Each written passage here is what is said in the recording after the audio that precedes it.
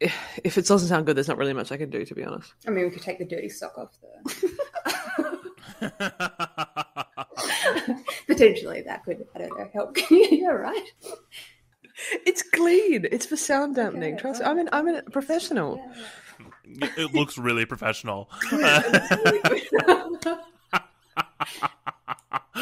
You know, when you watch the Joe Rogan podcast, they just got socks on the... It's clean.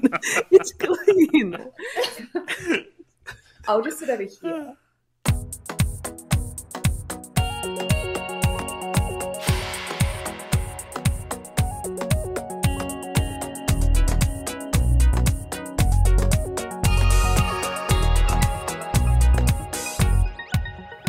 Hello, welcome to the Bookcast Club, a podcast for people who like to chat books. Today it is Chris and Sarah, and we are really pleased to welcome Belle to the podcast. Belle is a good friend of mine and also one of our lovely Patreons, and she has agreed to come on today and chat to us about memoirs. Chris is coming to you from Indianapolis in the US, and Belle and I are in Naarm or Melbourne in Australia. Welcome, guys. I'm very excited. Are you? I am. I'm always excited when new people are on an episode. Oh, I thought you were excited because of me. No. I am excited because of you, but I mean, you're kind of an old hat. I'll try and be fresh for you, Chris, to keep you motivated. So today we're going to talk about memoirs, which is a genre type, I guess. If memoir is a genre, I don't know that all three of us really like to read. But first, let's talk about our currently reading, shall we? All right. What are you reading, Chris? Enthrall us. I'm currently reading Manhunt by Gretchen Felker-Martin, which was one of my most anticipated releases for 2022, and finally getting around to it, and I'm really liking it. It's definitely outside of my comfort zone because it's interesting because I don't know if I would call it, it's published as a horror novel, but it feels much more like apocalyptic, which I guess is its own kind of horror, and it's a very kind of gross look at a post-apocalyptic world when basically everybody who has a certain amount of testosterone in their body has been infected with this plague that turns them into these monstrous creatures that are only focused on raping, killing, going after their own ends. And you're following a pair of trans women who are trying to navigate this post-apocalyptic landscape. And the way that they have to stay alive so that their bodies don't succumb to this virus, which has been called T-Rex, is that they have to get estrogen in their bodies. But obviously in this post-apocalyptic landscape where all of the cis men have basically died off or become these monsters that are hunting people, society has collapsed. So it's not like they're able to just go to the doctor and get their estrogen so that their testosterone levels don't rise and they succumb to this virus. So what they have done and what they do is that they actually hunt down these men, these monsters, and then they get their testicles and eat them as their source of estrogen. And they're manhunters in this post-apocalyptic landscape.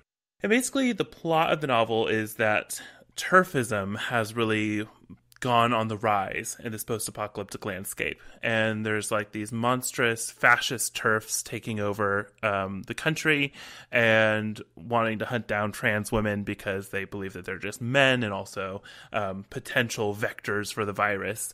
And in this landscape, basically what's happened is that these two trans women and a doctor friend of theirs who can purify estrogen have been recruited by this woman who runs this kind of city, basically, to help with the estrogen in their city. But what she doesn't tell them is that she also wants to use this doctor's skills because she has captured one of these monstrous men and she wants to use him to impregnate a woman.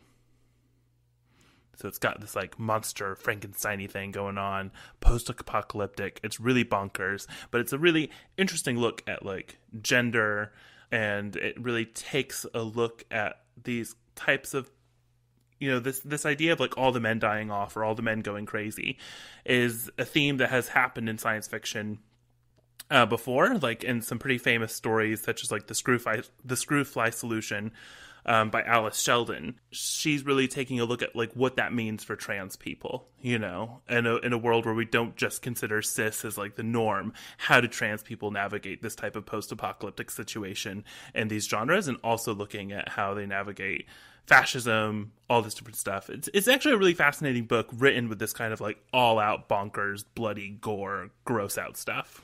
It's the one that has the cover where it's a mesh sack of 2 plums that look like a pair of testes and a bite has been taken out of one of them. Yeah, I remember this one. So you're enjoying it? I am, yes. It's a little outside of my comfort zone in the sense that I find it at times a little fast paced. You know, it's definitely a very genre heavy book in terms of like its relationship to horror, I feel like. So I'm not super into horror. It's a genre that I'm trying to get into. So it's outside of my comfort zone in those senses, but in a way that feels exciting, not in a way that feels off-putting. Like, I'm excited to explore this. Okay, so the other thing I really wanted to mention about the book, and one of the things I'm really enjoying about it, is that it really gets inside the head of these 2 characters, Beth and Fran. There's also a trans man that you follow, but he, so far I have found, takes up far less page time than Beth and Fran. And what I love about getting inside Beth and Fran's head is that they oftentimes have these really fucked up thoughts, like really intrusive thoughts that kind of hit them about themselves, their bodies, how they relate to the world, their horniness, all this different stuff, right? And what I like about it is that they're very relatable. Like, they have these thoughts sometimes, and you think, oh my god, I've had that horrid, fucked up thought too, and I would never, like, share it, you know what I'm trying to say? So it has this really, like, kind of unflinching look at their psychology that feels almost inviting as the reader. I think it sounds good. It sounds interesting. I really think it's quite unlike anything else you will read. So in that sense, I think it's worth reading just to see what in the world this book is doing. I feel like you're going to keep going until I say I'm going to read it. I'm going to wait till you finish it. Okay, so I'm reading 2 books. I don't know if we've really got time to cover both of them. I'll cover one. I'm currently reading Lean, Fall, Stand by John McGregor. He's the guy who wrote Reservoir 13, which is longlisted for the Booker, I want to say 8 years ago, something like that. And Lean, Fall, Stand is his newest novel, which came out last year or the year before, I believe.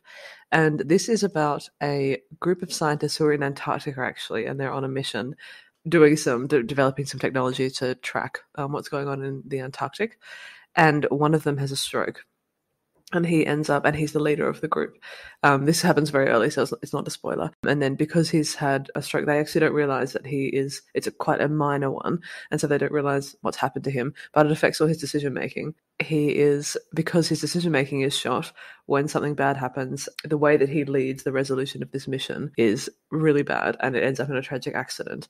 And then it follows like sort of the aftermath of this. So he's in hospital, really, really ill, and his wife is there, and they're trying to figure out like why the hell he did these bizarre things. And it's really, really good. I really like disaster sort of odd novels. It's really well written, great atmosphere, especially the actual scenes in Antarctica. It's very atmospheric, and you feel very stressed as these things start to happen. And you, as the reader, know what's wrong with him, but the other characters don't realize. So you see what's happening, and you can see this sort of like slow-moving disaster, but they don't know. And I'm really enjoying it. I haven't read Reservoir 13.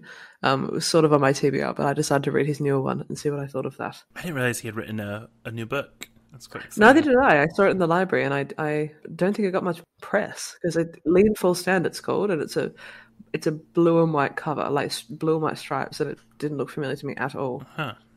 He also wrote a sequel to Reservoir 13 at one point too that also didn't get a ton of buzz. Oh, I didn't know that. So that's definitely true. There you go. He's definitely one of those authors I want to get to.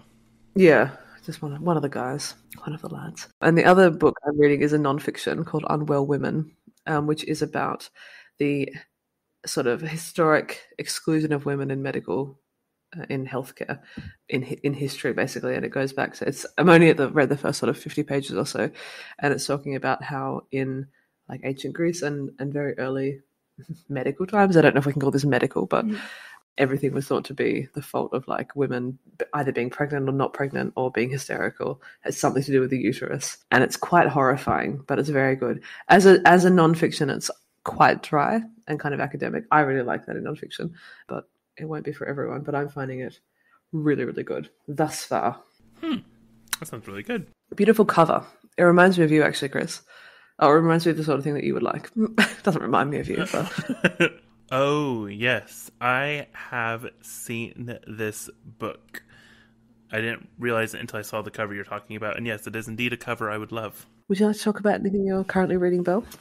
I think it has been discussed on the podcast before because I've got a feeling this maybe made it to my recommendation list. Oh, yeah, Thanks nice. to the pod. But Crying in Mart by Michelle Zauner. She's in a band, Japanese Breakfast, and it's essentially her memoir of growing up in America as the child of Korean parents, so growing up Korean American. Mm-hmm.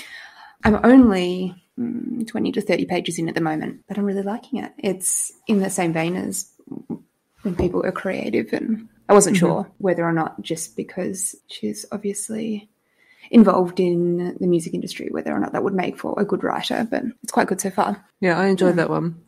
There's quite a lot of food stuff because she's going around a supermarket a lot. Yeah. Reminiscing about food. One of the first sort of scenes is her in a food court, maybe sort of like an Asian supermarket complex, and reflecting on her family. Yeah, it's good. I really want to read this because she wrote a song for Japanese Breakfast that is titled after my hometown, which is a very tiny little city that like nobody's ever heard of. After your hometown? Yeah, not Indianapolis, my hometown.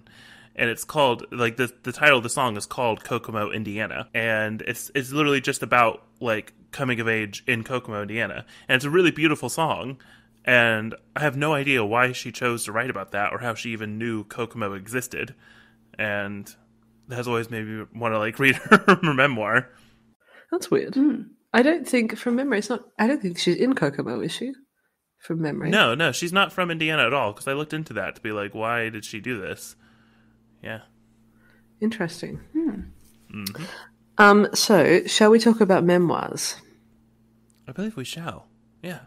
So I put a couple of questions in the little doc.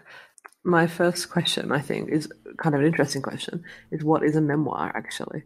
Because we were actually the other night with some friends, we got into a bit of a debate about this.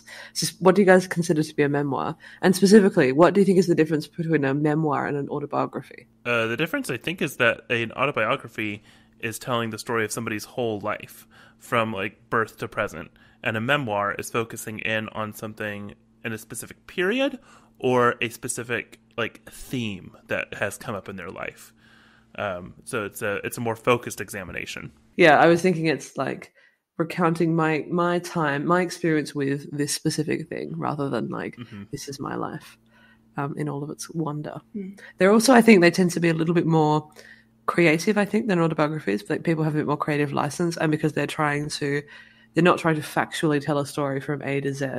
They're trying to emote something and share what it was like for them. So you can get, I think, a bit more flexibility in the memoir genre where you'll have some crossover. Maybe I've read like poetic memoirs, things that are very, very emotional, things that read more like fiction, I think. Yes. Yeah, so they almost kind of straddle. They are nonfiction, but they kind of straddle that fiction, nonfiction divide, I would say, if that's not too bold. Yeah. I would definitely, they are able to kind of embrace narrative nonfiction more than like something like an autobiography. I tend to not like autobiographies. I don't know if I've ever read one, actually. I've read Becoming by Michelle Obama. I suppose that's an autobiography.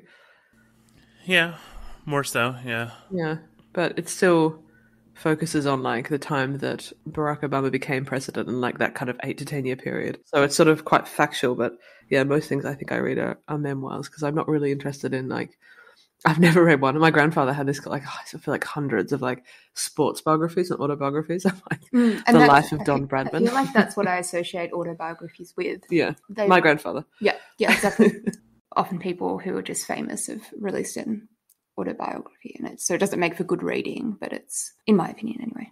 Actually, what I was just thinking that, and again, I've got a mental block about thinking, and this is going to be controversial, but as of audiobooks as like reading books in my mind. So I don't listen to audiobooks, as in I've never listened to an audiobook before. Chris is shocked. Yeah. Shocked. I'm currently reading Miriam Margolyes' This Much Is True, via audiobook.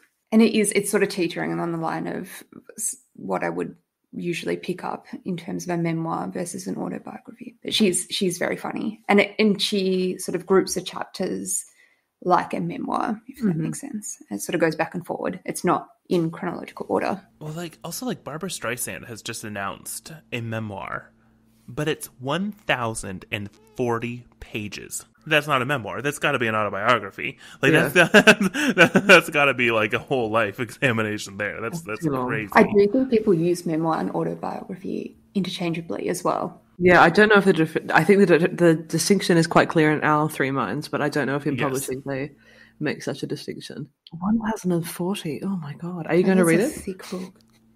I'm gay. Of course I'm going to read it. Yeah, I was like, how loyal to the cause are you?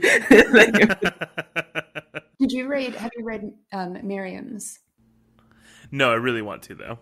Okay. Because she has in one chapter she's talking about Barbara. It's a lot of name dropping, which I found funny. I'm often listening to the audiobook when I'm driving, and so I can't look up who all these people are, whereas if I was physically reading the book, I probably would have, because I'm sure I would recognize their faces, but I'm very, very bad with names. And so most of it is just absolutely like gibberish, just in one ear, out the other. But then every now and then she says, like, she talks about Maggie Smith or Barbara, and I'm like, oh, yes, I can picture who these people are. But it's constant name dropping, but in a nice way. And obviously she's just still interesting, even if you've got no idea who she's talking about. But yeah, it's quite fantastic actually, because it's narrated by her, so it feels more that she's just telling the stories. Yeah, I think I'm going to listen to the audiobook. You should as well, Chris. Oh, we should. I really want to. All right. So, what kind of memoirs do we like to read? Was the next question. I think that's not a very good question. Let's skip that. Unless someone has something insightful to say. Not really. Okay. Oh, sorry, Belle. Sorry, just to gloss over me. So I only realised half an hour before Sarah got here today that I seem to almost exclusively read memoirs about either people's experience with their childhood, like as in people's memoir about their childhood, or at the moment, memoirs about either deciding whether or not to have children or people's experience of having children. Yeah. Or, yeah. That's a being divorced. Theme. I don't know. Yeah. There's a bit of a theme at the moment. We might unpack that later. Is the point. Yeah.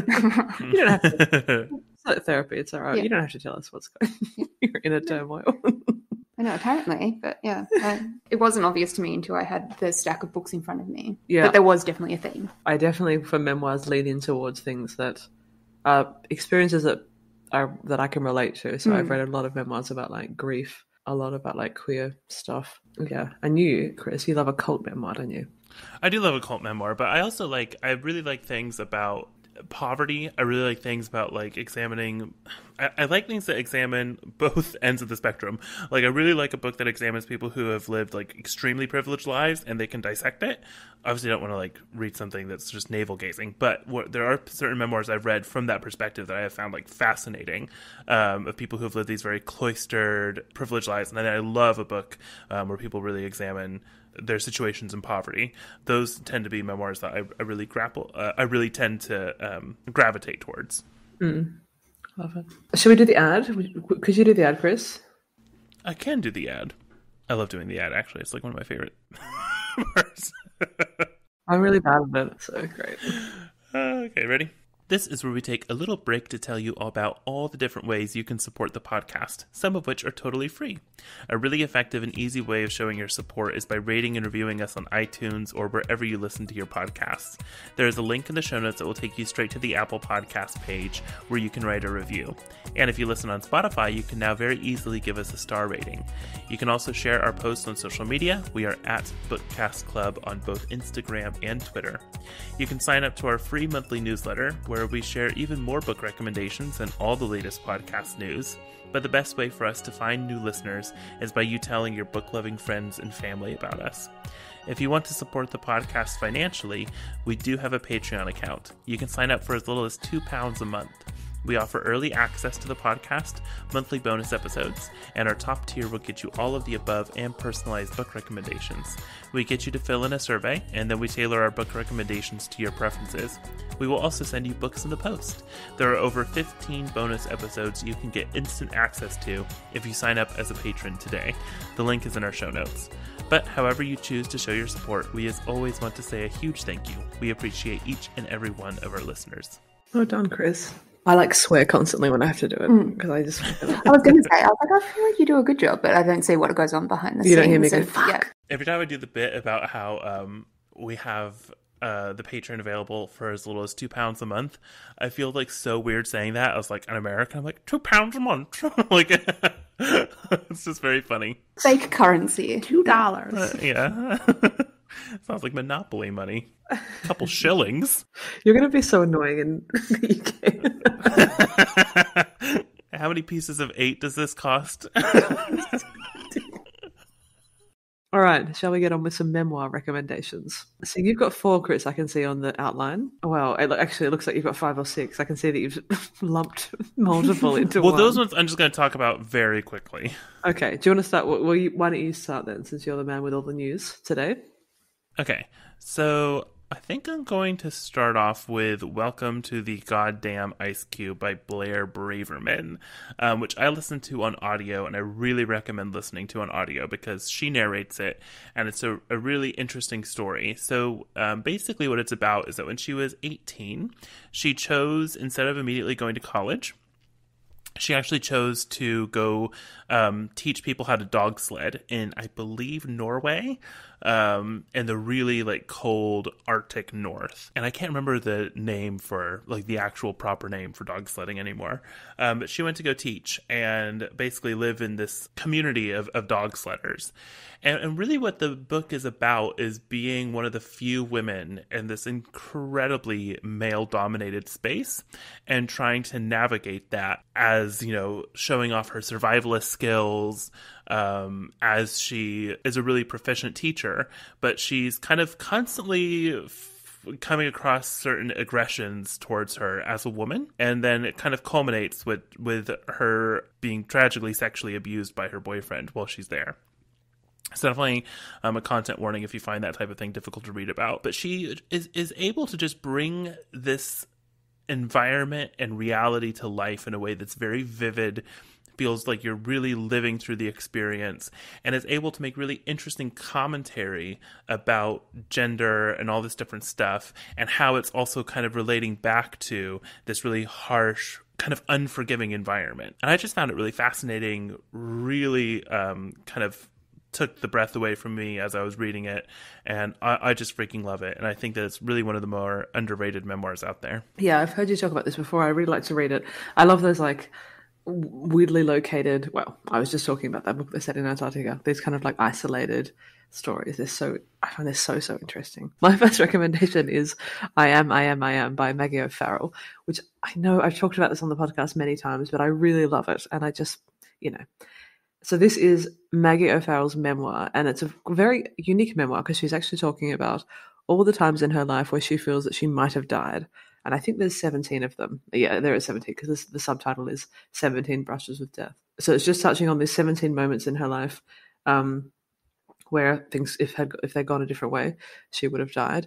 And they range from being quite serious, like there's a time where she gets stalked when she's on a hike by herself. There's another time where she has a very severe miscarriage. So there's a content warning for miscarriage and sort of pregnancy-related trauma in this book. And then there's other times where she just is about to step on the street and then suddenly realizes that there's a car and doesn't. And so she wasn't close to being hit by a car, but she's like, oh, I probably could have died then. The reason I like it so much is that so she names each section after a part of the body that would have been harmed had she been killed. And it's just beautifully written. It reminds me quite a lot of, very specifically, if you've read The Tidal Zone by Sarah Moss, the first chapter, which is about the heart, about the heart that's damaged.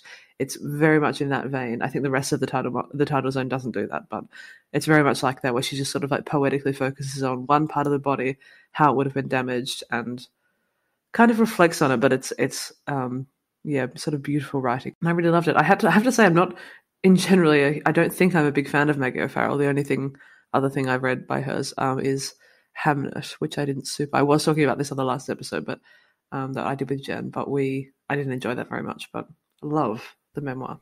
Your opinion of Hamnet is the correct opinion. Putting that out there. It's an abominable book. It's not abominable, Chris. Jen loved it.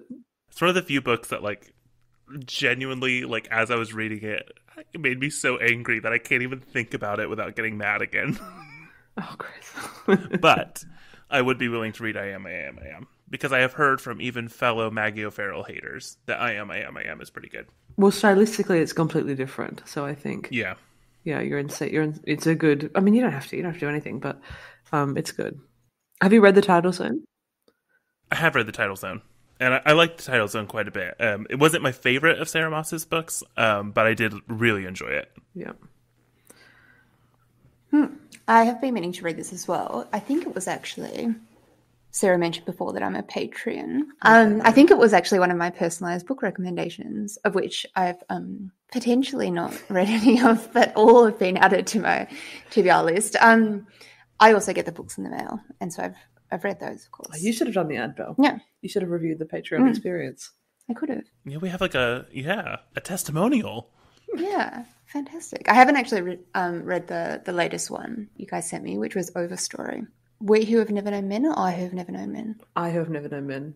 Was fantastic. Oh, okay. And I feel like I've seen that around a little bit more. At least I did in the UK. But yeah, that was fantastic. And yeah, anyway, sorry, I've totally forgotten what we're talking about now. But you're recommending a memoir. Sure, sorry. Anyway, the Patreon experience is fantastic. So the first one I'm going to talk about is a memoir called Somebody's Daughter by Ashley Ford. Who is an American in her, I want to say she's in her 30s, and it's essentially a memoir of her childhood. So as far back as she can remember, talking about her childhood and her adolescence growing up in the 80s and 90s. It's like you were talking about, Chris, before with the book you're currently reading. It's very, very brutally honest and almost sort of uncomfortable to read in a way that when you were talking about how the main characters, the trans woman in the book that you're currently reading, shared the sort of their inner dialogue or thoughts that, you know, maybe a lot of people have but wouldn't put into words, wouldn't put down on page. In a similar vein, what Ashley Ford does, talking about her experience. So she grew up with a sole parent, with her mother, who she paints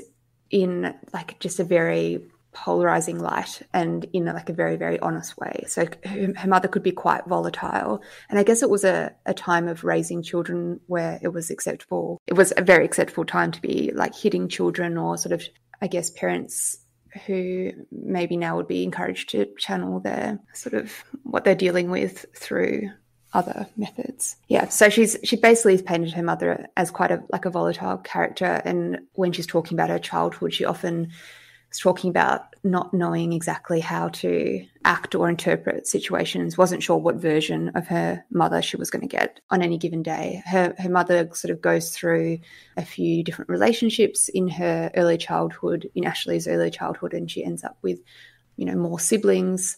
Her father is incarcerated throughout the entirety of the memoir, and she doesn't actually know the reason that he's in prison through most of her childhood, and it becomes obvious in her adolescence. There is a content or trigger warning for sexual assault in this book, both Ashley talking about her experiences as a young teenager and the reason for her father's imprisonment in the end as well. She writes with like a very beautiful and rare grace, whilst also being, again, like I said, brutally honest about, which I can imagine would be a very difficult thing to do, writing a memoir whilst you're quite young, when you know that your parents, who are also both still alive, will be reading it. I think it takes a certain amount of bravery. Yeah, and especially because what she's writing about throughout the entire book depicts sort of the different people that have come in and out of her life and the way that they have hurt her. She talks about a scene at the end of the book where she goes to visit her father in prison as in her late 20s. And I don't believe she's seen him. I think she stopped visiting him as a child. So it's been a long time since she's seen him, potentially even actually has never met him in person. And it's from photographs only. The father would send her these beautiful letters full of sort of affirmation and love. And so he, throughout the memoir, is painted as, I guess, a more loving or affirming parent, even though he's not actually present in her life at all. And so I guess therefore, by contrast, her mum is painted in like quite a dark light, when really, you know, her mum is the one who was doing all of the child raising and supporting the family. She goes to meet him, and there's sort of a chapter where she's writing about her going through the process of going through security at this prison, and the sort of the lead up to getting there, going through and meeting him in the visitation room, which is an experience I don't think many people would have ever had in their life. And I think she paints it it was very, very emotional for me to read. Personally, I don't know if this It's up to you. TMI, but personally, because I've had that experience of going to visit a family member in prison. It's done so well, including the just sort of outburst of emotion and how sort of unguarded she felt in that moment as well. That it's great. So basically, to summarize, a memoir about her childhood, her adolescence, and the way basically she makes her way through very difficult circumstances to be the brilliant person she is today. This sounds really interesting. Actually, I just added it to my TBR. I've wanted to read this for a while because this was a really big deal in Indiana when it was released, because she's from Fort Wayne and she lives in Indianapolis, just not that far from here. Yeah. Oh, it sounds really, really, really, really good. Such a very unique experience as well. It sounds really excellent. Mm-hmm. The next one I was going to recommend and will recommend is The Erratics by Vicki Levau-Harvie, which is an Australian. So Vicki Levau-Harvie is an Australian-Canadian, or Canadian-Australian, and this is her memoir, which actually won the Stella Prize, I want to say 3 years ago. And the Stella Prize is essentially the Australian version of the Women's Prize. And she was born in Canada, her parents live in Canada, and she's been living in Australia for most of her adult life. And she's actually at the other end, she's in her 70s, I believe. Mm-hmm. But it's a very similar story where she is estranged from her parents, and her mother actually has a very, very severe mental illness. And the mother becomes very sick, so she goes back to Canada for the first time. And her mother has treated her awfully because of the mental illness. She's not in prison, but it's a similar thing where they're kind of reuniting. The way that you were describing it really sounded similar to the way that this memoir kind of unfolds. And so it's mostly talking about when you have a parent that isn't reliable or isn't sort of fulfilling their normal role as a parent, how that becomes switched and how she and her sister are kind of responsible for their mother. That kind of weird, the parent-child relationship gets switched, and it sounds like all of the dynamics will be quite similar actually to the Ashley Ford memoir. So yeah, I really, really enjoyed this. It's a very complicated, obviously, because her mother, I believe she's got schizophrenia, and it's quite severe and it hasn't been treated, and she wasn't aware for a long time about how the things that she was doing, the things that her mother would say and do, how this was sort of attributed to her illness. And she's sort of trying to wrestle with this hurt that she has, and, you know, how responsible is the mother? How angry can she be?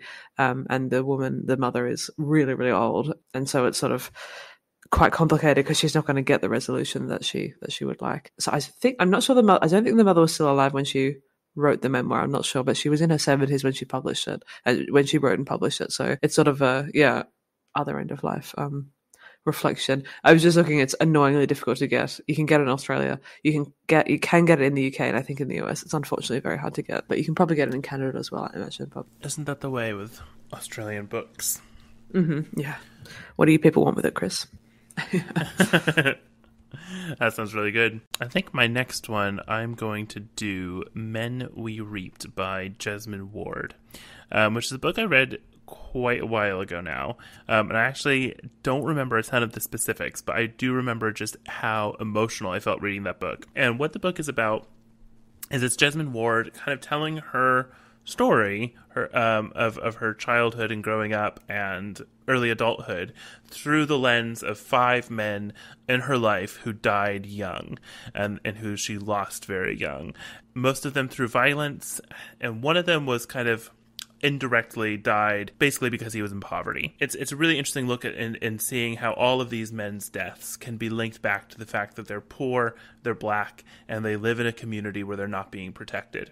And the way she's able to kind of examine that and her own kind of emotional journey with these men is absolutely beautiful and haunting and evocative. And if you've read Jesmyn Ward, you know that she's really just a fantastic visceral writer. She's really able to get you in the head of these experiences. It feels very real, very upsetting book, but a really needed, valuable, and very important book. And it's probably my favorite book I have read by Jesmyn Ward. I prefer it to the novels I've read by her. So if you've not read Men We Reaped, I really recommend it. Yeah, I started this and I had to go back to the library, but it was beautiful. I really, really enjoyed it.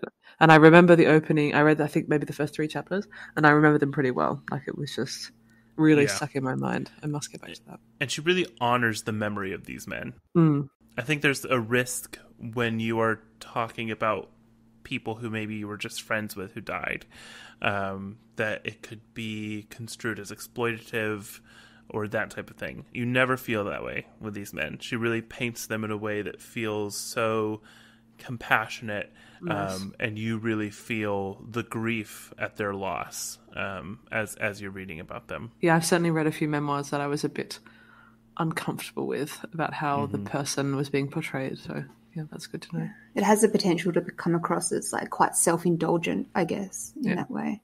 So my next recommendation is a book called Motherhood by Sheila Heiti. Essentially, it's a memoir about Sheila's decision whether or not to have children. The memoir spans maybe 5 years. I think she's in her late 30s. So it sort of spans the latter years of her childbearing, the latter part of her childbearing years. It's basically her experience of trying to make a decision or sort of answer a question that she does already know the answer to. So, you know, whether or not she should have a child.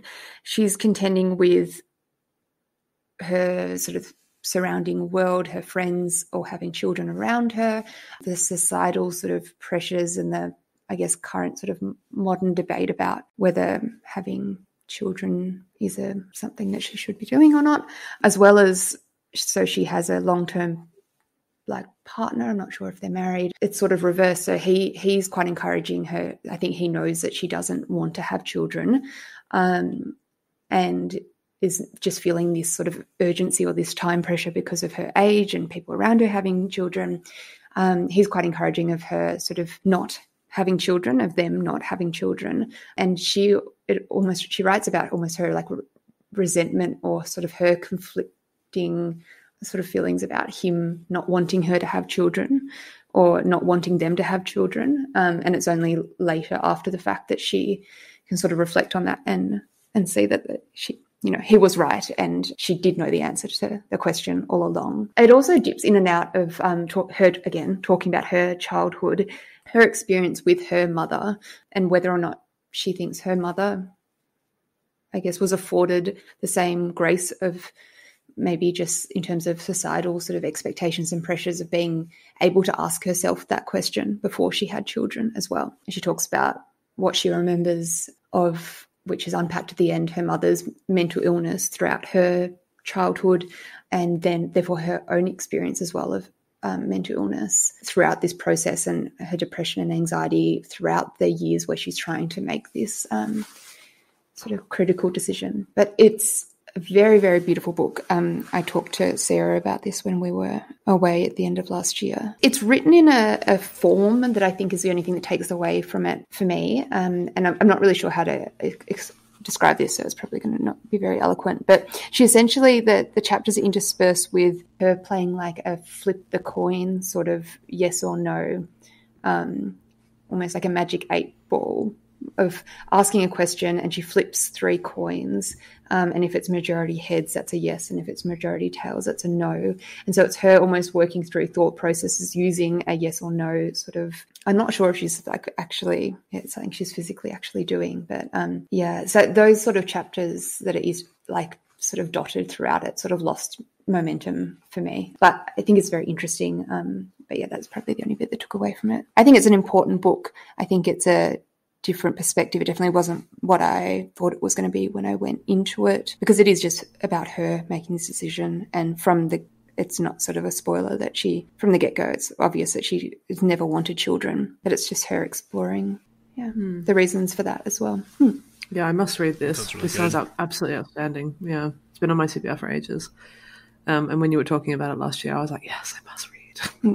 Really want to read it. I think I'm going to talk about my last one. I'm going to do After the Eclipse by Sarah Perry. Not the UK novelist Sarah Perry who wrote The Essex Serpent, but rather Sarah Perry, the American. This is her very first book, and it's about the fact that when Sarah Perry was 11 years old, her mother was brutally murdered in their home, and Sarah was the only witness to this crime. She heard the murder taking place, but she never saw the man who broke into their home and murdered her mother. It happened in the night, and the mom screamed out to keep her daughter alive because she knew it would warn her to hide in her room. So she comes out, discovers her mother's body, and then she has to run and call the police. Basically, this appends her entire life. And the book is entitled After the Eclipse because the eclipse was taking place, a solar eclipse was taking place around the time of her mom's murder. So oftentimes for Sarah Perry, the eclipse, her life can kind of be separated into before the eclipse when she was with her mother and had this relationship, and after the eclipse when she no longer has her mother, she has to go to living with these distant relatives who she has varying positive to negative experiences with. But the book is really an examination of the true crime genre, because this book is kind of like the anti-true crime memoir, because most of the book is about celebrating her mother's life. And she's talking about what their life together was like as a single parent, her mom's joys, her mom's relationships, her mom's relationship with her family, and really fleshing out who her mother was. Because oftentimes when people become the victims of these incredibly violent murders, their entire life is distilled into these last few horrifying seconds. And that is not the life that they lived, but that's the life that's always presented to the public because that's the part that's interesting. And Sarah, my cat, of course, interrupting the story. Sarah was on a couple of true crime programs that were highlighting her mom's murder, I believe before the case was solved. So I think that Sarah thought that by doing these true crime programs, it would help to bring justice for her mom's case. And then when she actually saw the programs for herself, she realized that these programs were not presenting what she felt like was a true account of her experiences with her mother. And so the book is really a fantastic examination of these questions of how we deal with true crime as a genre. Is it exploitative? Why are we obsessed with these murders the way that we are? And also a real celebration of this woman's life who was, tragically taken. And it's a beautiful, haunting memoir. And I will say this is one of the few memoirs that I really do not recommend on audio, because it's actually narrated by somebody who is not Sarah Perry. Somebody else narrates it, which is pretty unusual for memoirs. But I think given the nature of this memoir, I cannot imagine narrating it because it's so upsetting. I can't imagine trying to talk through verbally some of the things that she writes down. So it's an actress that narrates it and does not do a good job. I just did not enjoy that actress at all. And I would highly recommend, if possible, to get the physical book. When was this written? This, I believe, was written 2017, 2018. Okay. I feel like it's something that's come into light a lot more in recent years, I guess, with the true crime podcast explosion. And whether or not, I guess, all the Netflix specials, they do highlight, they sort of, like you said, distill someone's entire life down to the horrific crime that ends it. But yeah, this definitely sounds like something I would like to read. So the last book I'd like to talk about is a very short memoir called Happening by Annie Ernaux, who is a French author who won the Nobel Prize for Literature last year. I actually looked it up because I couldn't remember if it was the year before or last year. And I really liked this quote. I think it's directly from sort of the award speech. So she won it for the courage and clinical acuity of her work, which I think is a good way to describe this memoir. So it sort of centers on her experience of an unwanted pregnancy in the early 60s when she's living in France, where abortion is illegal, and she talks sort of through that experience of being pregnant in her early 20s and the process of obtaining an abortion. Quickly read someone else's sort of review of it before, so I wasn't even sure what to say, because it's a very, very raw account. Someone described it as sort of a story written 40 years later of a trauma which she never overcome, which I think describes it very, very well. Again, an interesting piece of work written about something that's probably, or definitely was, a very common experience that you don't read about a lot. And yeah, personally find it interesting she's very factual and very to the point, and it's sort of very, I guess, medically correct. And yeah, I don't know. I just found it very, very interesting.